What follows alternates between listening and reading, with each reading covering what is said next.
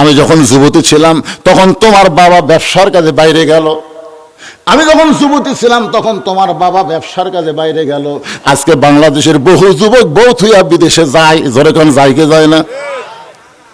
Walid বিন মুগীরার মা বলতেছে তোমার বাবা ব্যবসার যায়, এত লাভ হয়েছে, এই লাভের ধান্দায় বাড়ির যে জুয়ান বউ আছে এই কথা মনেই নেই। আমরা ছোটবেলায়, এখানে আমার শ্বশুর বসে আছে, আমি কি করি, ছোটবেলায় আমরা একটা গান শুনতাম, জামা তোর জামাইয়ের বাড়ি আমি যাব না, তোমার জামাই চাকরি করে মহিমাগন্ধ সুগার মেলে, মাসে মাসে পত্র পাঠায় ঘরে আসে না, জামা তোর জামাইয়ের বাড়ি আমি যাব না। স্বামী যদি বাড়িতে না থাকে ওই বাড়ির যে ঘর পড়া দেওয়া লাভ আছে? কথা বলেন না কেন ভাইজান? একটু মনোযোগ দিয়ে শুনবেন। ওলীদ বিন মুগীরার মা বলতেছে বেটা রে, তোর বাবা ব্যবসার কাজে বাইরে দেয়, লাভ এত বেশি হয়েছে, বাড়িতে যুবতী বউ আছে, এটা তোর বাপের মনে নাই। মাসের পর মাস যখন ব্যবসা করে এমন সময় আমার মনের মধ্যে একটা মিন শারিল ওয়াসওয়াসিল খান্নাস, কোরআনে আছে না নাই? শয়তান ভিতরে ঢুকছে। আমি ছাদের উপর গেছি, ছাদের উপর যায় তাকায় দেখি তোর বাপের ছোট ভাই বাড়ি তাওয়াফ করতেছে। যেই বাড়িতে পুরুষ মানুষ থাকে না, ভাবি থাকে, ওই বাড়িতে দেওরারা তাওয়াফ করে। জোরে কোন কি করে? দেওরা বোঝেন না? দেওরারা তাওয়াফ করে। ভাবি বুড়িগঞ্জ বাজারে যাচ্ছে, ভাবি আপনার কি লাগবে? ও ভাবি আপনাদের সাইজ ভাবি মনে হয় আপনার বিয়ে হয় নাই। এমন কতগুলো কথা পুরুষ মানুষ মেয়ে মানুষকে যখন শোনায়, ওই মেয়েটার স্বামী থাকে না, তখন ওই যুবকের জন্য পাগল হয়ে যায়। বাংলাদেশে কিন্তু পরকিয়া বেড়ে গেছে, জোরে কোন কথা ঠিক কিনা? এটা মারাত্মক একটা রোগ। আর একটা রোগ হলো নেশাগ্রস্ত রোগ। এই সব কথা একদিন বলা যাবে না, একটু মনোযোগ দিয়ে শোনেন। আমি একটা খারাপ মায়ের কথা বলতেছি, ওলীদ বিন মুগীরার মা। এরপরও তো একটা ভালো মায়ের কথা আছে না নাই? গভীর রাত্রে হযরত আলীকে বুকের মধ্যে নিয়ে ফোঁপায় ফোঁপায় কাঁদতেছে। আলী বলে ও ফাতেমা, হাসান হোসেন মা তুমি এমন করে কাঁদো কেন? ফাতেমা বলে স্বামী গো, আমি আল্লাহর কাছে দোয়া করছি, আল্লাহ আমার দোয়া কবুল করছে। আলী বলতেছেন ফাতেমা দোয়া যখন কবুল করছে তাহলে তো কান্নার কথা না, তুমি আনন্দ করো। ফাতেমা বলে স্বামী ও কি দোয়া করছে আপনি কি শুনবেন না? আলী বলে ফাতেমা কি দোয়া করেছো? আলী ফাতেমা বলতেছে আল্লাহর কাছে দোয়া করছে আল্লাহ যেন পর্দার মধ্যে আমার মৃত্যু দেয়। আলী মুস্কি মুস্কি হাসে, বলে পাগলি নাকি, সারা জীবন যেই পর্দার মধ্যে থাকছে তার মৃত্যু তো পর্দার মধ্যেই হবে, তাহলে কান্নার কারণ কি? ফাতেমা বলে স্বামী সেই মৃত্যুটা কবে হবে আপনি কি শুনবেন না?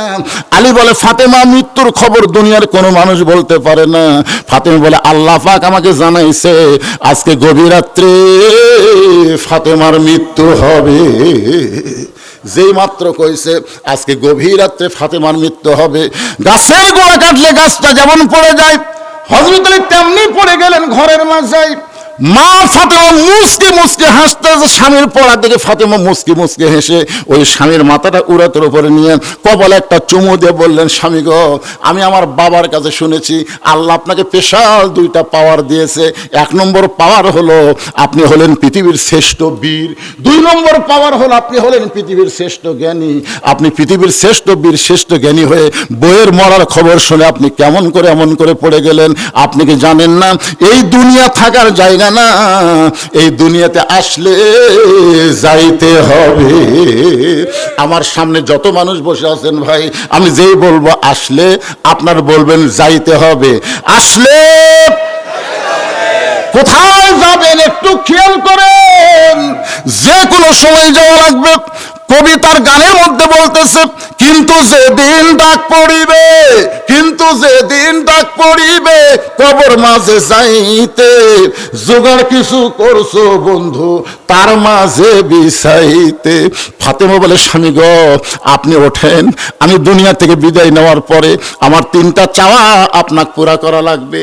আলী ফাতেমার কপালে চুমা দেয়, বলে ফাতেমা দুনিয়ার জীবনে গরিব ছিলাম বলে তুমি কিছুই চাইলা না, মরার পরে তুমি কি চাইবা ফাতেমা? ফাতেমা বলে এক নম্বর চাওয়া হলো রাতের অন্ধকারে আমাকে দাফন করা লাগবে। আমার দুই নম্বর চাওয়া হলো আমার কিন্তু জানাজার ব্যবস্থা করবেন না। আমার তিন নম্বর চাওয়া হলো আমার লাশটা কিন্তু খাটনিতে তুলবেন না, কারণ বর্তমানে হিসাব করে দেখলাম চারজন পুরুষ ফাতেমার নাই যে খাটনি কান্দে নিয়ে গোরস্থানে যাবে। আমার বাবা যদি দুনিয়াতে জীবিত থাকতো, মরা মেয়ের লাশের খাটনি বাবা কান্দে নিবার পারতো। আমার হাসান হোসেন যদি বড় হইতো, মায়ের লাশের খাটনি আলী কান্দে নিবার পারত। ওগো স্বামী, আমার হাসান হোসেন বড় ছোট, আমার বাবা 6 মাস আগে দুনিয়া থেকে বিদায় হয়ে গেছে, আপনি শুধু আমার লাশটা কান্দে করে নিয়ে ওই জান্নাতুল বাকির পূর্ব কোণায় সবুজ রঙের একটা বাতি জ্বলবে, ওই বাতি বরাবর আমাকে দাফন করবেন। আমার কবর খুঁড়তে যদি আপনার কষ্ট হয়, তাহলে আপনার একান্ত বন্ধু যদি কেউ তাকে দুনিয়ায় তারে বলবেন সে যেন গোপনে ফাতেমার কবরটা খনন করে দেয়। আবু যর গিফারি হযরত আলীর পরম বন্ধু, তাকে বললেন ভাইজান আজকে রাতের বেলায় একটা গোপনে কবর খনন করতে হবে। আবু যর গিফারি বলতে আলী ভাই, এখন পর্যন্ত দুনিয়ায় কেউ মৃত্যুবরণ করে নাই, তাহলে রাতের বেলা কেন কবর খোঁড়া লাগবে? আলী বলতেছে, রে আবু যর, আমার সহধর্মিনী ফাতেমা আজকে গভীর রাত্রে মৃত্যুবরণ করবে, এই গভীর রাত্রে তাকে দাফন করা লাগবে। আবু যর গিফারি কোদাল নিয়ে জান্নাতুল বাকির পূর্ব কোণায় সবুজ রঙের বাতি বরাবর তাকায় দেখে যেই বাতির কোনো তার নাই, যেই বাতির কোনো সুইচ নাই, বিনা তারে বিনা সুইচ আমার আল্লাহ তাআলা অটোমেটিক জ্বালায়া দিছে। লিল্লাহে তাকবীর। ওই বাতির আলো গোলাকার হয়ে পড়ে নাই, আলো 4 কোণা হয়ে পড়েছে কবরের মতন। আবু যর গিফারি কোদাল দিয়া কবর খনন শুরু করে দিলেন। কবর খুঁড়তে খুঁড়তে এক সময় আবেগে বলতেছে, কবর রে তুই কি জানিস রে কবর, দিনের বেলা কবর না খুঁড়ে এ রাতের বেলা কেন কবর খুঁড়তেছি? কবর, এমন একজন মেয়েকে এই কবরে দাফন করা হবে, আল্লাহ নবীর মেয়ে হওয়ার পর নবী তাকে মা বলে সম্মান করেছে। কবর রে খবরদার বেয়াদবি করবি না। তুই কি জানিস রে কবর, এমন একজন মাকে এখানে রাখা হবে যার 2টা সন্তানকে আল্লাহ জান্নাতের যুবকদের সর্দার ঘোষণা করেছে। কোদাল দিয়ে কবর খুঁড়তে খুঁড়তে এক সময় আবু যর বলতেছে, কবর রে তুই কি বলতে পারিস কবর আমি রাতের বেলা কেন খুঁড়তেছি? হযরত আলী সহধর্মিনী ফাতেমাকে এই কবরের মধ্যে রাখা হবে। এই কথা বলে আবার যখন কোদাল দিয়ে কবর খুঁড়তে চায়, হঠাৎ কবরের ভিতর থেকে একটা আওয়াজ আসতেছে। এটা কিন্তু ফাতেমার জন্য বলতেছে না, এটা আমরা যারা বসে আছি আসলে যাইতে হবে সবার জন্যই কবর কিন্তু বলতেছে। কার মা, কার মেয়ে, কার বিবি, এইটা কবর দেখবে না। আমল যদি ভালো হয় কবর জান্নাতের বাগান হয়ে যাবে, আমল যদি খারাপ হয় কবর জাহান্নামের গর্ত হয়ে যাবে। বাজান এই কথা শোনার পর আবু যর গিফারি কোদাল ফাইলা দিয়ে দৌড় মারছে, আর গোরস্থানের মধ্যে তাকে পাওয়া যায় নাই। নির্দিষ্ট সময় হযরত আলী ফাতেমার দেহখানা নিয়ে ওই দাফন করার পরে আল্লাহর কাছে বলতেছে, আল্লাহ এই ফাতেমার পর্দাকে কবুল করে নাও। হঠাৎ হযরত আলী দেখতে পায় কয়েকটা পুরাতন কবর, এখনো ফাতেমার কবর দিলে সেই নতুন কবর নাই।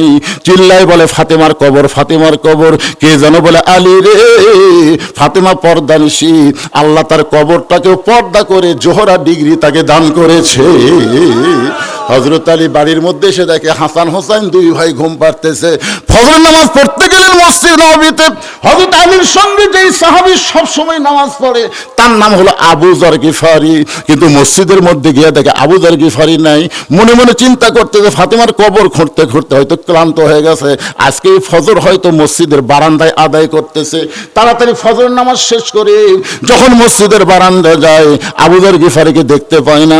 পরদিন জোহরের সময় দেখে আবু যর গিফারি নাই, আসরের সময় দেখে আবু যর গিফারি নাই। একটা দিন চলে গেল, আবু যর গিফারি মদিনার মধ্যে দেখা যায় না। দ্বিতীয় দিন দেখলো আবু যর গিফারি নাই, এক সপ্তাহ দেখলো আবু যর গিফারি নাই, এক মাস দেখতেছে আবু যর গিফারি নাই, 1 বছর হয়ে গেল। এরপরও আবু যর গিফারিকে মদিনায় খুঁজে পাওয়া যায় না। প্রত্যেকটা সাহাবীর মনে চিন্তা, নবীর এত বড় সাহাবী আবু যর গিফারি গেল কোন জায়গায়? কয়েক বছর পর আবু যর গিফারি ফিরে আইছে মদিনায়। মদিনার বাচ্চারা পাগল পাগল বলে পাথরের টুকরা মারতেছে, আর আবু যর গিফারি সামনে সামনে দৌড়ায়। আলী চিন্তা করে, এই পাগল কে রে? মদিনার বাচ্চারা তাকে মারতেছে। এই বাচ্চারা মারিস না পাগলকে, বলে আমরা চিনি না, পাগল দেখে মারতেছি। হযরত আলী এক দৌড়ে ওই পাগলের সামনে গিয়ে তাকায় দেখে ওই পাগল আর কেউ না, পাগল হলো নবীর সাহাবী আবু যর।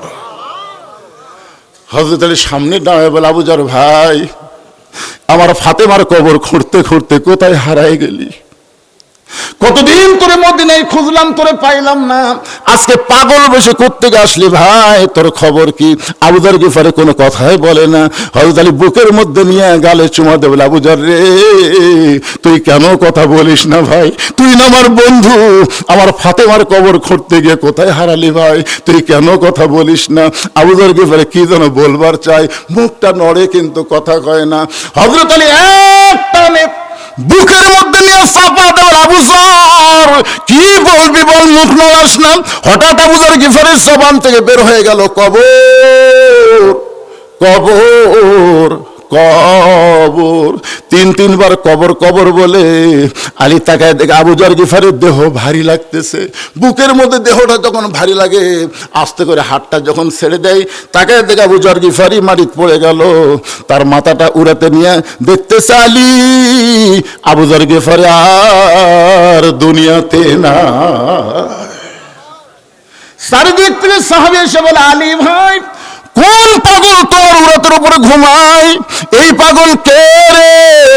আলী বলতেছে, তোমরা চিনবে, একটু লক্ষ্য করে তাকায় দেখো, এটা পাগল না রে, এটা নবীর সাহাবী আবু যর গিফারি।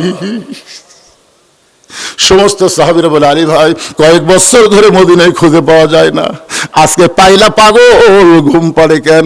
আলী বলে, ঘুমাই না রে, ঘুমাই না। তিনবার কবর কবর কবর বলে দুনিয়া থেকে বিদায় নিয়েছে। সমস্ত সাহাবীরা, আলী ভাই আমাদের সকলের সামনে কবর, এই কবর কেমন হবে, এই কবর কি হবে? আজকে যারা আমরা এখানে বসে আছি ভাইজান, এখনই মরার সঙ্গে সঙ্গে 3 তলা 4 তলা বাড়ি আর দেখা যাবে না ভাই।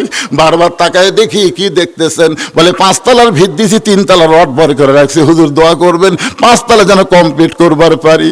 কিন্তু সেই বাড়ি ঠিকই থাকবে, অন্ধকার কবরে আমাদের সবার যাইতে হবে। এমন আযাব দিবে রে ভাই, কবরের ওই মাটিতে গলা ফেটে রক্ত ঝরবে, চিৎকারের ওই চোটেতে। চিন্তা করে দেখেন, এই গভীর রাত্রে আমরা জান্নাতের বাগানে যারা বসে আছি, এখান থেকে বাড়ি যাওয়ার গ্যারান্টি আমাদের নাই, কিন্তু সবার গ্যারান্টি কবরে যাওয়ার আছে। জোরে কোন ঠিক কিনা? এই জন্য কবরে যাওয়ার আগে আজকে নবীর এতিম মাদ্রাসায় আমি মাত্র 200টা কোরআন শরীফ, এতগুলো হাজার হাজার মানুষের মধ্যে মাত্র 200টা আল্লাহর কোরআন শরীফ চাই ভাই। একটা কোরআন শরীফ মাত্র 500 টাকা। যাদের বাপ মা দুনিয়া থেকে কবরে চলে গেছে, ওই বাপ মার কবরকে জান্নাত বানানোর জন্য আজকে হাফিজি মাদ্রাসা, এই কওমি মাদ্রাসা একটা কোরআন শরীফ দান করবেন। এখানে প্রায় 275 জন ছাত্র আছে ভাইজান, তাদের হাতে একটা করে কোরআন শরীফ দেওয়া লাগবে। কোন আল্লাহর বান্দা পারেন 500 টাকা দেওয়া মানে একটা মানে 2500 টাকা চাই। আপনি এখানে লিখবেন কোরআন শরীফ বাবদ 2500 টাকা। ওরা কোরআন শরীফ কিনে এনে দিবি। এই মাদ্রাসা ছাত্র সেটা পড়ি না, কারণ মাদ্রাসার কোরআন, নুরানি কোরআন, এগুলো কোরআন, তাই বলে সব কোরআনই এক, কিন্তু পড়ার জন্য কতগুলো কোরআন সহজ হয়। আর সেই মাদ্রাসার কোরআন আপনারা আনতে পারবেন না, টাকা দিলেই হবে ইনশাল্লাহ। মহব্বতে জিকিরে লা ইলাহা ইল্লাল্লাহ, লা ইলাহা যারা দাঁড়াইছেন আল্লাহর রাস্তে বসেন, লা ইলাহা ইল্লাল্লাহু মুহাম্মাদুর রাসূলুল্লাহ সাল্লাল্লাহু আলাইহি ওয়াসাল্লাম। উলিদ্দিন মুগিরার মা বলতেছে, বাবা রে, তোমার বাবা মাসের পর মাস যখন বাইরে থাকে, এমন সময় আমার ভিতরে শয়তান ঢুকলো, মিন শারিল ওয়াসওয়াসিল খান্নাস। আমি মনে মনে একটা গান শুরু করে দিলাম, একা একা কেন ভালো লাগে না, কোনো কাজে মন যেন বসে না, আমার কি হতে কি হইয়া গেল। একটা মেয়ে কিন্তু একা থাকা খুব কঠিন বিয়ার পরে। জোরে কোন কখন? বিয়ার পরে। কেন? আল্লাহ কোরআনে বলেছেন, এই কোরআন আল্লাহ বলেছেন, হুন্না লিবাসুল লাকুম ওয়া আনতুম লিবাসুল লাহুন্না। স্বামী হলো বিবির পোশাক, বিবি হলো স্বামীর পোশাক। একটা মেয়ে ছেলের পোশাক, একটা ছেলে মেয়ের পোশাক, এ কথা কিন্তু বলা হয় নাই। বলা হয়েছে স্বামী হলো বউয়ের পোশাক, বউ হলো স্বামীর পোশাক। তার মানে বোঝা গেল বিবাহের পরে স্বামী ছাড়া একটা মেয়ের থাকা খুবই, কথা কন না কেন, আমার কথা না আল্লাহর কথা। আপনারা কি তালের সাথে তাল দিবেন না? তাহলে ওয়াজ হবে। এখন চিন্তা করেন, আমার মনের মধ্যে শয়তান ঢুকলো, মা বলতে, উলিদ রে শোন, দেখলাম তোর চাচা তাওয়াফ করতেছে, তোর বাপের ছোট ভাই তাওয়াফ করতেছে, মানে আমার বাড়ি তাওয়াফ করতেছে, বুঝতেছে ভাই তো নাই। ভাইয়া তোমার বর, আমি যে দেবর, বুঝে দেখো ভাবি কার বেশি দাবি। ভাইয়া গেছে মালয়েশিয়ায়, আমি এখন আছি। ওলিদ বিন মুগিরার মা বলতেছেন, আস্তে করে দরজা খুলে দিন, তোমার বাপের ছোট ভাই চাচা ঘরের মধ্যে ঢুকলো। আমি আস্তে আস্তে তাকে আকর্ষণ করলাম, তার সঙ্গে মিলনের মাধ্যমে তুমি আমার পেটে আইছো, তুমি আসলেই জারদ সন্তান। আবু জেহেল বলতেছে, কে? আমি তোরে বারবার নিষেধ করি, তারপরে তুই তীর মারিস, তোর ভাব কি? এক হাতে ওলিদ বিন মুগিরার বর্ষা ধরছে, এরকম বর্ষা ধরছে, ধরে চাদর টান দিচ্ছে। ধরে কারণ কি টান দিচ্ছে? চাদরের তলে কে ঘুম পাড়তিছে? বাঘের বাচ্চারে। আবু জেহেল যেই মাত্র চাদর টান দিয়েছে, ৭ জন নেতা, ৭ জন নেতা, কোন কিতাবে লেখছে ৩৭ জন নেতা, ৩৭ জন নেতার চোখ আসছিল সারা রাত জাগার চোখ। সারা রাত জাগলে চোখ কি হয়? ছোট হয় না? ছোট হয় না? ঘুম ঘুম ভাব। কিন্তু যেই দেখেছে চাদর টান দে, নবী না আলী, সবার চোখ কেরে? এই তুই যে বারবার জানলাতে দেখলি, এই তুই কি দেখলি রে? আমি জানলাতে দেখি ওরে তো মানে চাদর দিয়ে আছে, আমি কি চাদরের ভিতর দেখছি? আমি তো মনে করছি জাগা মতো ঠিকই ঘুম পাড়তিছে। সঙ্গে সঙ্গে আবু জেহেল চিল্লায় বলে, আলী তোর নবী কোন দিক দিয়ে পলাইলো? হযরত আলী মুস্কি মুস্কি হাসতেছে। মুস্কি মুস্কি হাসার কারণ হলো আল্লাহর নবী নিরাপদে আছে। জোরে কান্না সুবহানাল্লাহ। আলী কিন্তু চাদরের মধ্যে যখন ঘুমায় তখন চিন্তা করছে ৭-৮ জন লাঠি নিয়ে দাঁড়িয়ে আছে, নবী বাইর হবি, কি যে হবি। কিন্তু আল্লাহর নবী হুকুম করছে ঘুমা, চাদর মুড়িতে ঘুমা। এখন নবীর কথাও মানা লাগবে। মা আতাকুম রাসূলু ফাখুযুহু ওয়া মা নাহাকুম আনহু ফান্তাহু। নবীর কথা বিশ্বাস করে হযরত আলী ঘুমিয়ে গেছে। যেই মাত্র আবু জেহেল বলতেছে তোর নবী কোন দিক দিয়ে পলাইলো, তখন আলী মুস্কি মুস্কি হাসার কারণ হলো দুইটা। ১ নম্বর কারণ হলো নবী নিরাপদে আছে, ধরবার পারে। আর হাসার ২ নম্বর কারণ হলো মুখ খুলে বলতেছে, ও নেতারা, ও নেতারা, আপনারা চেতন থাকলেন আর আমি ঘুম পারলাম, তাহলে নবী কোন দিক দিয়ে গেল এটা কে জানবি? এমন কথা হযরত আলী বলেছে। আবু জেহেলের মুগত পড়ছে ছাই। মুগত পড়ছে কি? মুগত যে ছাই পড়ছে, তখন বলতে চ যাই, তো যাই, তাড়াতাড়ি গোটা মক্কা অ্যাটাক করা লাগবে। আমার বিশ্বাস এখন পর্যন্ত মক্কা ছাড়ে নাই, যে কোনো পাহাড়ের গুহায় আশ্রয় নিয়েছে। দেখছেন আবু জেহেলের বুদ্ধি, দেখছেন? আলী চিন্তা করলো এই মুহূর্তেই যদি এরা যায়, আমার নবী তো খুব দূর গেছে, এরকম আটকান লাগবে। যে এরা বলতেছে যাই, সঙ্গে সঙ্গে হযরত আলী এভাবে বুড়া আঙ্গুল। আবু জেহেল বলে, আলী কি দেখাস? আবু সুফিয়ান বলে, নেতা এমনি তো ঘুম পাড়া, পলানোর সুযোগ করে দিছে, আমার বুড়া আঙ্গুল ঘুরাচ্ছে, এক সাইজ করা হোক। আলী বলতেছে আয়, আমি তো এটাই চাচ্ছি রে পাগলা, আয় আয়। কারণ আল্লাহ নবী যদি আমাকে বলতো, আলী ২৭টা সারপোকা বাহিরে লাঠি নিয়ে দাঁড়িয়ে আছে, তুই যা, আল্লাহর শপথ করে বলতেছি তোরা একজনও বাঁচবি না, একজনও না। কিন্তু আল্লাহর নবী আমার ঘুম পাড়বার কথা রে, এই জন্য ঘুম পাড়ে শরীর সাইজ হতে আয়। আবু জেহেল বলতেছে দরকার নেই, কারণ আবু জেহেল কিন্তু সবই জানে, বুঝলেন? আবু জেহেল কিন্তু সবই জানে, কিন্তু মানে না। কিন্তু সবই জানে আল্লাহর নবী যে আসল নবী, এটা আবু জেহেল জানে। এটা জানছে কবে? লাইলাতুল মেরাজে নবী যখন মক্কা থেকে আল্লাহর আরশ থেকে মক্কাতে আসলেন, প্রথম দেখা হয়েছিল আবু জেহেলের সাথে। যখন নবী কইল বাইতুল মুকাদ্দাসে নামাজ পড়ে আল্লাহর আরশে গেছিলাম, সেখান থেকে 5 ওয়াক্ত নামাজ নিয়ে আসলাম। এটা কিন্তু আবু জেহেল জানে। কিন্তু এই কথা যদি মক্কার লোকেরা বিশ্বাস করে, আমার নেতাগিরি থাকবি না তো। ওই গ্রুপ নিয়ে নবীর কাছে আইসে এসে বলতেছে, আবু সুফিয়ান, ও মুসলমানের নবী, তুমি যা কও মুসলমান তাই বিশ্বাস করে। আল্লাহ রাসূল বলতেছে, আমি কি বলছি? বলছে তুমি বলছো বাইতুল মুকাদ্দাসে 2 রাকাত নামাজ পড়াছে, সে থেকে রাতে রাতে আল্লাহর কাছে গেছে, সেখান থেকে আল্লাহ তোমাকে 5 ওয়াক্ত নামাজ দিল, তুমি ফেরত হইয়া আমাকে নেতার সাথে এই গাঁজাখড়ি গল্প করলে। আল্লাহ রাসূল বলে, আমি যা বলেছি সত্যিই বলেছি। আবু বকর, ওমর, ওসমান সবাই বলে নবী যা বলেছে সাদ্দাক্তা ইয়া রাসূলুল্লাহ, এক বিন্দু মিথ্যা নয়। জোরে করে সুবহানাল্লাহ। আবু সুফিয়ান বলতেছে নবী যা বলবে তোমরা তো তাই মানবে, কিন্তু আমাকে একটা প্রশ্ন আছে। আল্লাহ রাসূল বলে কি প্রশ্ন? বলে প্রশ্ন হলো আমাদের নেতা আবু জেহেল 2 বার বাইতুল মুকাদ্দাসে গেছে, 2 বার, যেখানে যাইতে লাগে 30 দিন, আসতে লাগে 30 দিন, আর তুমি কইলা আজকে রাত্রেবেলা নাকি সেই বাইতুল মুকাদ্দাসে 2 রাকাত নামাজ পড়ালা। আমাদের প্রশ্ন হলো, আমাদের নেতার প্রশ্ন হলো বাইতুল মুকাদ্দাসের দরজা জানলা কয়টা? খালি দরজা জানলার হিসাব দিবে, আমরা এখান থেকে চলে যাব। আবু বকর বলে রাসূলুল্লাহ এরা দরজা জানলার খবর জানতে চাই, আপনি কি দিবার পারবেন? রাসূল বলে আবু বকর আমি শুধু বাইতুল মুকাদ্দাসের মধ্যে ইমামতি করেছি, দরজা জানলা তো গুনবার যাই নাই। আপনাকে এই বিল হামলা মসজিদ আছে না নাই? এখানে বুড়িগঞ্জ মসজিদ আছে না নাই? তা আপনি মসজিদে যোহর নামাজ পড়লেন, এক লোক বলতে ভাই সত্যি কি নামাজ পড়ছেন? সামনে কাতারে পড়ছি ভাই। বিশ্বাস হয় না। আরে বিশ্বাস কেমনে হবে সেটা কো। তো মসজিদের কয়টা ফ্যান আছে কোন? আপনি কবেন কে আবার আমি নামাজ পড়ার জন্য ঢুকছেন কি ফ্যান গোনার জন্য ঢুকছি?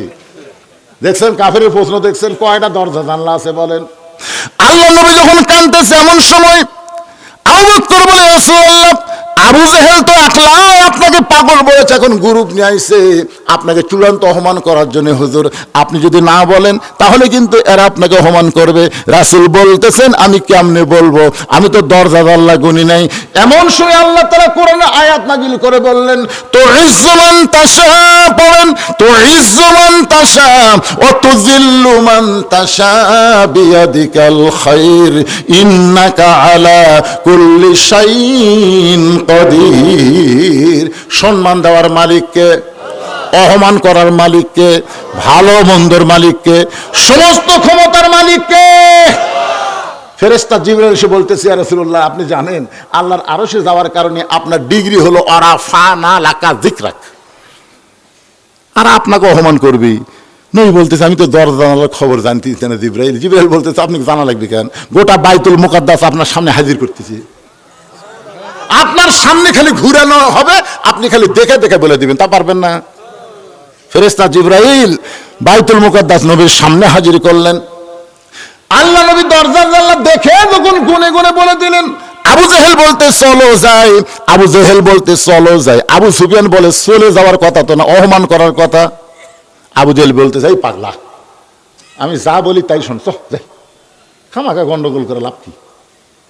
সব নেতারা চলে গেছে, চামচারা চলে গেছে, কিন্তু আবু সুফিয়ান আর যায় না, খালি পাশে পাশে ঘরে।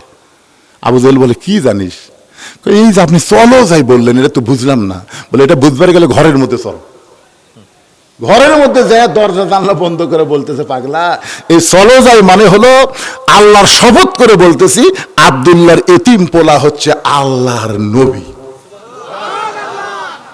তা আবু সুফিয়ান বলতেছে নবী যদি হয় তাহলে ঘরের মধ্যে কেন, বাইরে যাই মিছিল করি। আবু জেহেল বলতেছে জানি ঠিকই মানি না। মানে একটু মনোযোগ দিয়ে শুনবে, লাঠি সোঁটা যা আছে সব নিয়ে নবীর ঘর ঘেরাও করলো রাতের বেলা। ধরে কখন? রাতের বেলা ঘেরাও করলো। সবাই যখন লাঠি সোঁটা নিয়ে নবীর ঘর ঘেরাও করলো তখন নবী আস্তে আস্তে আলীর কাছে গিয়ে বলেন আলী। আলী বলতেছে হুজুর কি খবর? বলে আজকে আমার বিছনাত ঘুম পাড়া লাগবে। ভাইজান খুবই গুরুত্বপূর্ণ কথা বর্তমান বাংলাদেশের প্রেক্ষাপটে, একটু মনোযোগ দিয়ে শোনেন। আলী বলতেছে হুজুর আপনার বিছানায় যদি আমি ঘুম পাড়ি তাহলে আপনি কি করবেন? রাসূল বলতেছে আজকেই আমার ঘর থেকে বাইরে যাওয়া লাগবে, এখানে আর থাকার পরিবেশ নাই। আলী বলতেছে হুজুর আমি কিন্তু খেয়াল করছি ওরা 7-8 জন লাঠি সোঁটা নিয়ে দাঁড়িয়ে আছে, আপনি বের হলি মারবি হুজুর। রাসূল বললেন আমি তো বার হচ্ছি না, আল্লাহ আমাকে বার হবার বলতেছে। কে বার হবার বলতেছে? আলী বলতেছে আমি আল্লাহ বুঝবার পারলাম না, এতদিন আপনার বাড়ি কেউ ঘেরাও করেনি তখন আল্লাহ বার হবার কয়নি, আর আজকে সবাই মারার জন্য যখন ঘেরাও করছে তখন আল্লাহ আপনাকে বার হবার করছে। তার মানে বোঝা গেল আল্লাহ মনে হয় আপনাকে মারবি। কি আল্লাহ রাসূল আলী আমার বিছানায় চাদর মুড়ি দিয়ে ঘুমাও, শুধু ঘুমাইলে হবে না চাদর মুড়ি দিয়ে ঘুমাও, এর বেশি আর তোমাকে আমি বলবো না। নবীর কথা মতো হযরত আলী আল্লাহ নবী যেই বিছনায় ঘুমায় ওই বিছনায় চাদর মুড়ি দিয়ে ঘুমায় গেল। রাসূল আমার দরজা খুলে তাকায় দেখে 7-8 জন নেতা লাঠি সোটা তরবারি নিয়ে দাঁড়ায় আছে। আল্লাহ, ওরা আমারে মারার জন্য যেভাবে লাঠি নিয়ে দাঁড়ায় আছে, আমি এখন করবো কি? আল্লাহ বললেন, নাসরুম মিনাল্লাহি ওয়া ফাতহুন কারীব ওয়া বাশশিরিল মুমিনিন। এক মুষ্টি বালি হাতে নেন, এক মুষ্টি বালি হাতে নিয়ে পবিত্র সূরা ইয়াসিনের 3টা আয়াত তেলাওয়াত করে ওই বালির মধ্যে ফুঁক দিয়ে বালু ছিটায় দেন। আল্লাহর কথা মতো নবী যখন বালু ফুঁক দিয়ে ছিটায় দিল, এমন সময় আমার আল্লাহ তাআলা 7-8 জন পাহারাদার যারা নবীকে মারার জন্য পাহারা দিচ্ছে, তাদের সকলের চোখের মধ্যে বালু ঢুকাই দিল কে? ওরা হাতে লাঠি শোনা যাইছিল, বুঝলেন? বালু চোখে ঢুকলে ওই লাঠির কথা খেয়াল আছে, লাঠি ফেলে দে, চোখ ঢলতেছে। রাসূল কয়, আল্লাহ, যে সুযোগ পেলাম ওরকে লাঠি দিয়ে তো ওরকে কি পিটা যায়? এখন তো ওরা কোনো দিকে খেয়াল নাই। আল্লাহ বলতে তো পিটার দরকার নাই, জাগা মতো মার হবি, জাগা মতো মার হবি, আপনি যান, আপনি যান, মার হবি জাগা মতো। ওই 7-8 জন যে কয়টা নবীর বাড়ি ঘেরাও করছিল, একজনও স্বাভাবিক মৃত্যুবরণ করতে পারে নাই। বদরের যুদ্ধে আল্লাহ ওদেরকে সাইজ করছে। সুবহানাল্লাহ কর না কেন? নবী আমার বের হয়ে চলে গেলেন, আবু বকরের দরজায় নেতা কেমন, কর্মী কেমন, একটু খেয়াল করেন। ইয়া আইয়ুহাল্লাযীনা আমানু যকুরুল্লাহা যিকরান কাসীরা, এই আয়াতটা দিয়ে আপনাদের বোঝানোর চেষ্টা করতেছি। নবী শুধু বললেন, আবু বকর, দরজা খুলে গেল। রাসূল বলে, আবু বকর, আমি যে আসতেছি এইটা কি তুমি আগে থেকেই জানতে? আবু বকর বলে, রাসূলুল্লাহ, যেদিন আপনি বলেছিলেন একদিন গভীর রাত্রে মক্কা থেকে মদিনায় হিজরত করা লাগবে, আপনি আমাকে সঙ্গে করে মদিনা যাবেন, সেদিন থেকে আজ পর্যন্ত কোন রাত্রিবেলা ঘুমাইনি, বরং সারা রাত আমি দরজায় দাঁড়িয়ে থাকি। রাসূল বললেন, চলো যাই।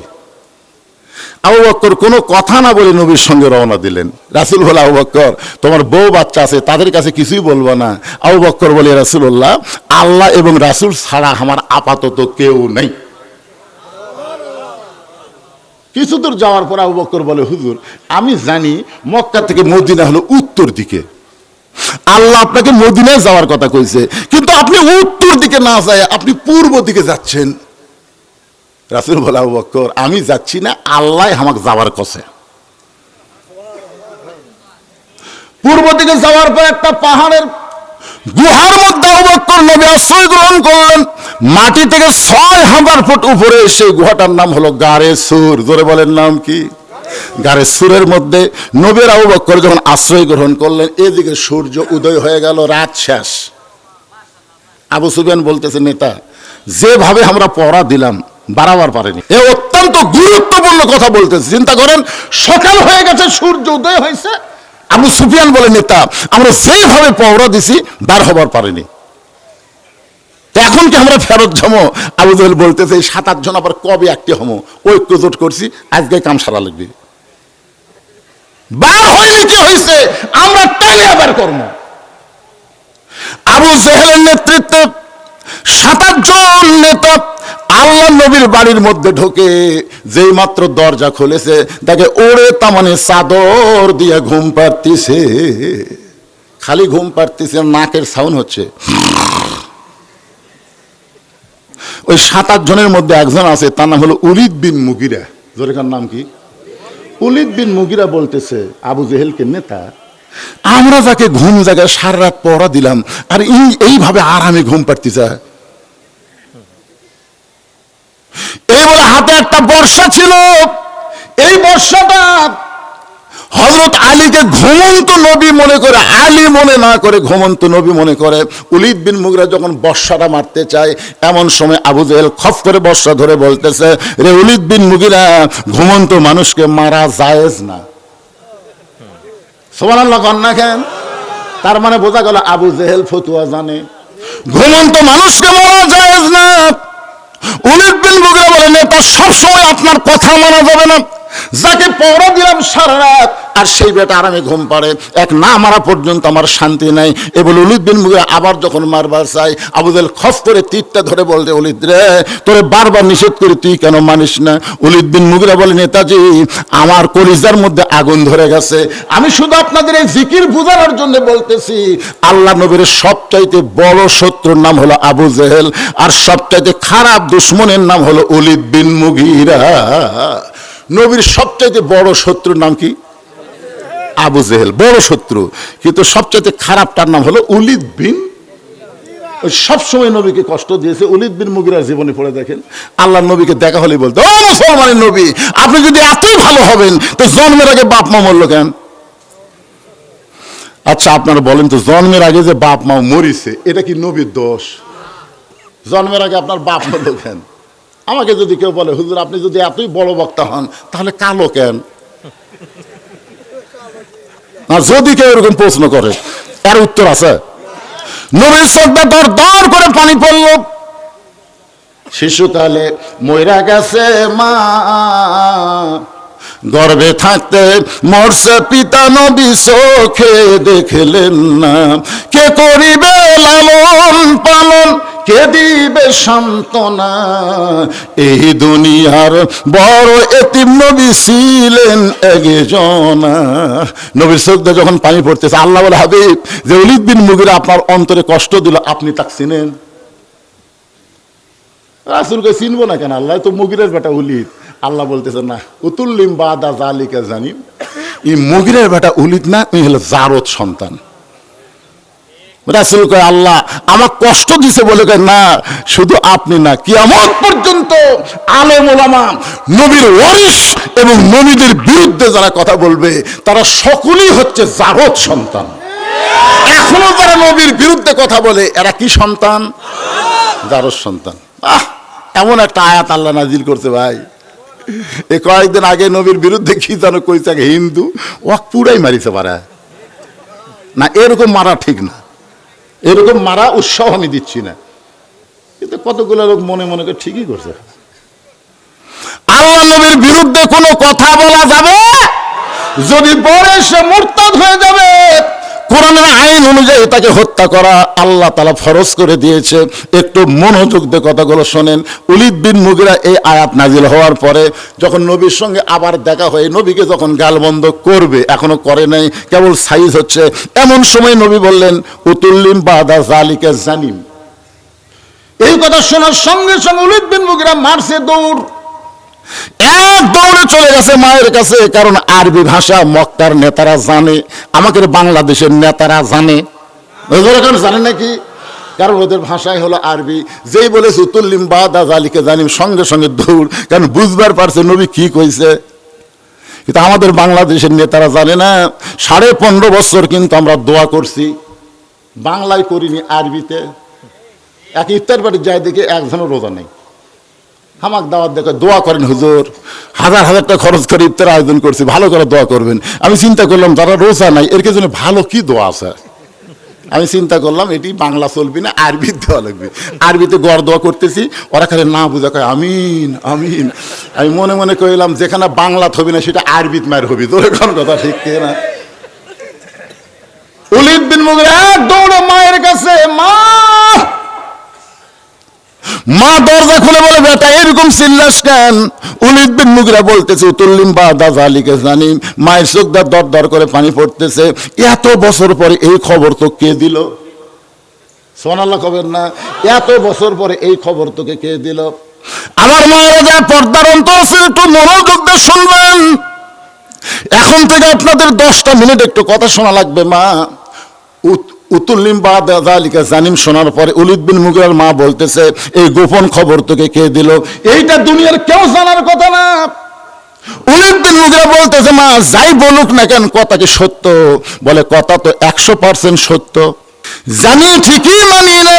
আজকে বাংলাদেশে অনেক মুসলমান জানে আমাদের নবী শুধু নবী না, আমাদের নবী হলো বিশ্ব নেতা, কিন্তু জানি ঠিকই মানি না, মানার দল করি না। এই বাংলাদেশে যারা মানবার বলে তাদেরকে 2 চোখে দেখে পারি না। এরা তলে তলে হচ্ছে আবু জেহেলের লোক। জানি ঠিকই মানি না।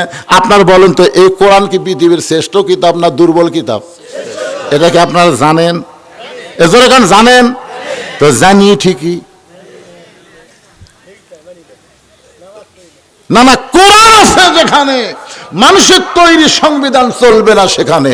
ধরে কথা কন না কেন? মানুষের তৈরি সংবিধানের মধ্যে ভুল আছে না নাই? আল্লাহর কোরআনের মধ্যে ভুল আছে? তাহলে সেই কোরআন থাকতে কে কি লেখা সংবিধান দিল? আর কতগুলো নেতা কয় পবিত্র সংবিধান, পবিত্র সংবিধান, সংবিধানের বাহিরে যাওয়া যাবে না। কতগুলো নেতা কয় না সংবিধানের বাহিরে যাওয়া যাবে না। কোরআনের বাইরে ঘুরতেছু, সেটার কথা নাই, সংবিধানের বাইরে যাওয়া যাবে না।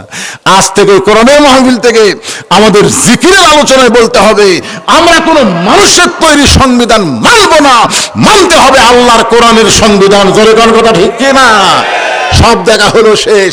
আগামীতে বাংলার জমিনে দেখতে চাই কোরআনের সংবিধানের বাংলাদেশ। কারা কারা চান? আল্লাহকে একটু হাত দেখান তো দেখি। লিল্লাহি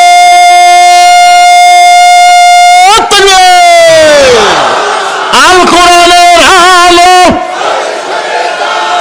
কোরআন হাদিস যেখানে, দুনিয়ার মুসলমান লিল্লাহি তাকবীর। মাশাআল্লাহ। আল্লাহ আজকের আলোচনা বক্তা এবং শ্রোতা সবাইকে আমল করা তৌফিক দান করুক। ফজরের নামাজ যেন আমরা জামাতের সঙ্গে আদায় করতে পারি, আল্লাহ যেন সেই তৌফিক দান করে। সকলে কোন আমিন। ইস্তেগফার পড়েন। আস্তাগফিরুল্লাহ রব্বি মিন কুল্লি জামবি ওয়া আতুবু ইলাই। অসুস্থ বড় ভাই 2টা কোরআন শরীফ বাবদ 1000 টাকা দান করেছে। আল্লাহ তাকে সুস্থতা দান করে। দোয়া করবো আপনাদের নিয়ে। আপনি কিছু বলবেন? আল্লাহুম্মা আমিন। আল্লাহুম্মা আনতাস সালাম ওয়া মিনকাস সালাম তাবারাকতা ইয়া যাল জালালি ওয়াল ইকরাম। আয় আল্লাহ তাআলা, কঠিন শীতের ভিতরে আরামের বাড়ি ঘুমকে বাদ দিয়া ল্যাব তোষকের মহব্বত কলিজা থেকে বের করে এই জান্নাতের বাগানে বসে বসে কোরআন হাদিসে আলোচনা শোনার শেষে আমি গুনাহগারের সঙ্গে রহমতের দরজায় ফকির হয়ে দোকানা হাত তুলেছে। মেহেরবানি করে আজকের মাহফিল আমাদের সকলের হেদায়েতের জন্য, নাজাতের জন্য, জান্নাতের জন্য আল্লাহ কবুল করো। এই মাহফিলের শুরু থেকে শেষ পর্যন্ত যত আলোচনা হয়েছে আল্লাহ, এর মধ্যে যদি ত্রুটি হয়, ভুল হয়, মাফ করে দাও। এর যা হাদিয়া মঞ্জুর করো। সোনার মদিনায় নবী পাকের রওজা মুবারক আল্লাহ কবুল করে নাও। তামাম আম্বিয়া কেরাম, আসহাবে কেরাম, তাবিনে কেরাম, তাবা তাবিনে কেরাম, তামাম পৃথিবীর মাটির নিচে যত মুমিন মুমিনা আছে আল্লাহ সকলের আরওয়াহ পরে হাদিয়া কবুল করো। আল্লাহ যার নামে তমিজউদ্দিন মাদ্রাসা, আল্লাহ তার কবরকে জান্নাতের টুকরা বানায় দাও।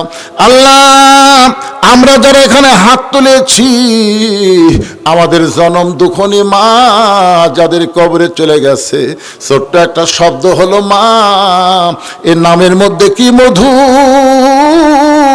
যাদের মা নাই তারাই বুঝতেছে। এই দুঃখিনী মা যাদের কবরে গেছে, আল্লাহ কবরকে, মায়ের কবরকে জান্নাতের টুকরা কবুল করে নাও।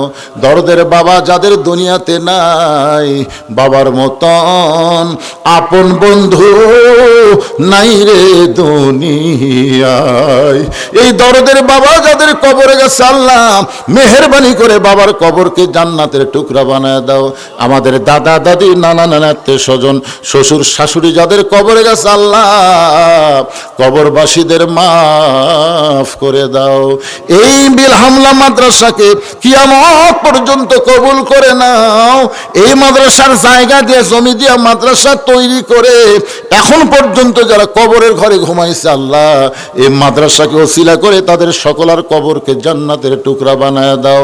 আল্লাহ মাদ্রাসার সম্মানিত সভাপতি, এই মাদ্রাসার সহসভাপতি, এই মাদ্রাসার সেক্রেটারি, এই মাদ্রাসার ক্যাশিয়ার, গামলা গ্রামে বিয়ে করেছি সেখানকার আব্দুল হাই বাচ্চু এই মাদ্রাসার সেক্রেটারি ছিল, অ্যাক্সিডেন্ট করে দুনিয়া থেকে বিদায় হয়ে গেছে। আমার চাচা শ্বশুরের জন্য দোয়া করে আল্লাহ তার কবরকে জান্নাতের টুকরা বানায় দাও। আল্লাহ হাজার হাজার মাদ্রাসার দাতার সদস্য যারা দান করে মাদ্রাসা টিকায় রেখেছে, আল্লাহ তাদের সকলকে জান্নাতি সদস্য হিসাবে কবুল করে নাও। এই মাদ্রাসার মহতামিম, মাদ্রাসার ওস্তাদ, মাদ্রাসার তালবে মুসলিম যাদের মাথায় আজকে পাগড়ি দেওয়া হলো, আল্লাহ সবাইকে হক্কানে হাফেজ আলেম হিসাবে কবুল করে নাও। এই মাদ্রাসাকে অত্র এলাকার জন্য নূরের আলো, হেদায়েতের আলো হিসাবে কবুল করে নাও। এই মাদ্রাসাকে ওসিলা করে অত্র এলাকার আসমানে গজব আসমানে নাও, জমিনের গজব জমিনে ডাবায়া দাও। মাদ্রাসাকে অত্র এলাকার জন্য রহমত বরকতের জন্য কবুল করে নাও। আমার সম্মানিত মা বোনেরা, পর্দার অন্তরালে বসে বসে শুনেছে আবিদা সালিহা পদ্মানিশি কবুল করে মা ফাতেমার চরিত্র দান করে দাও। আল্লাহ গো, আজকের মাহফিলে আমার শ্বশুর সহ অনেক আপনজন আত্মীয় স্বজন যারা আমার সঙ্গে হাত তুলে আমিন আমিন করতেছে, মাওলা যার দুই হাত পছন্দ হয় সেই দুইটা হাতের ওসিলায় গোটা মাহফিলকে আল্লাহ তুমি কবুল করে নাও। একটা মিনিট কতজনকে কত কি দিলাম, যাবার কালে একজন আরো দেখা না পাইলাম। ও আমার সাদের মালা যাই রে ছিঁড়ে, রইব না আর বেশি দিন তোদের মাজারে। মিশে মায়ায় বন্দি থাইকা করলাম কত খেলা, পশ্চিমে তাকায়া দেখো তোমার ডুইবা গেছে বেলা। এক পলকের নাই ভরসা, মিশে সকল আশা, কখন বুঝি দারুণ ঝড়ে ভাঙবে তোমার বাসা। কত মানুষের জানাজার নামাজ আমরা পড়েছি, এই দুই হাত দিয়া কত কবরে আমরা মাটি দিয়েছি, এই দুই হাত দিয়া নিষ্ঠুর হয়ে কত লাশ অন্ধকার কবরে নামাইছে। মরে যাব আমরা, কেউ থাকবো না দুনিয়ায়। আল্লাহ যেদিন আমাদের মৃত্যু হবে, দিনটা যেন জুমার দিন হয়, মাসটা যেন রমজান মাস। ইল্লাল্লাহু মুহাম্মাদুর রাসূলুল্লাহ সাল্লাল্লাহু আলাইহি